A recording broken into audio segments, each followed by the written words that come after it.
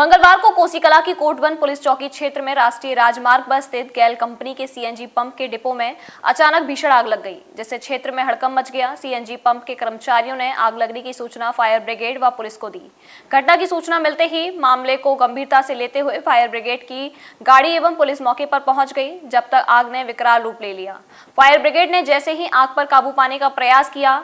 आग पर काबू पाने के लिए वैकमेट कंपनी की फायर ब्रिगेड सहित फायर कर्मचारी घटनास्थल पर पहुंच गए। करीब 1.5 घंटे की कड़ी मशक्कत के बाद उत्तर प्रदेश फायर सर्विस के कर्मचारियों एवं वैकमेट कंपनी के फायर कर्मचारियों ने जैसे तैसे स्थानीय लोगों के सहयोग से भीषण आग पर काबू पाया।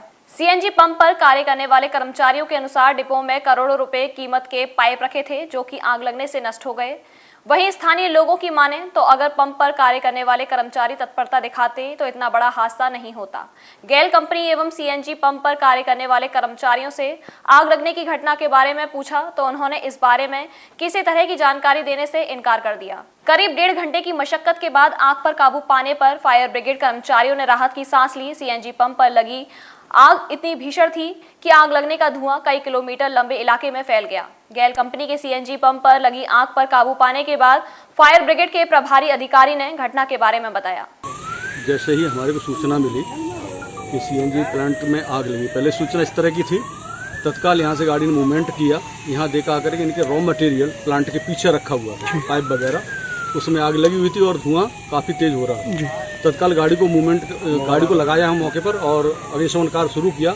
आग की भयंकरता को देखते हुए आरोग्य plus multi super speciality hospital आरोग्य प्लस में अब हर प्रकार के मरीजों का इलाज संभव। एक्सीडेंट, हेड इंजरी, चोट व स्पाइन सर्जरी, पैरालिसिस, लकवा, दौरे, बेहोशी, रीढ़ की हड्डी, हृदय रोगों का संपूर्ण इलाज, महिला व बच्चों का इलाज, श्वास व फेफड़ों के मरीजों का इलाज पूरी तरह संभव है। घुटने और कोल्हू के प्रत्यारोपण की सुविधा भी उपलब्ध है।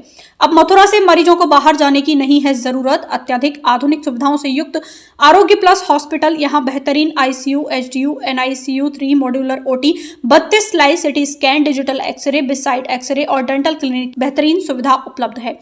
आरोग्य प्लस हॉस्पिटल में सीरियस और क्रिटिकल मरीज जैसे head injury, stroke, paralysis, epilepsy, orthopaedic injury, abdominal injury, medicine के मरीजों का इलाज किया जाता है। आपके बेहतर स्वास्थ्य के लिए सदैव तत्पर आरोग्य plus super speciality hospital, Jain 84 मंदिर के समीप, गोवर्धन चौराहा, मथुरा। बैकमेट से कॉल किया गया, वहाँ से जेपी शर्मा जी को फ़ोन किया कि वहाँ से गाड़ी अपनी यूनिट भेजें।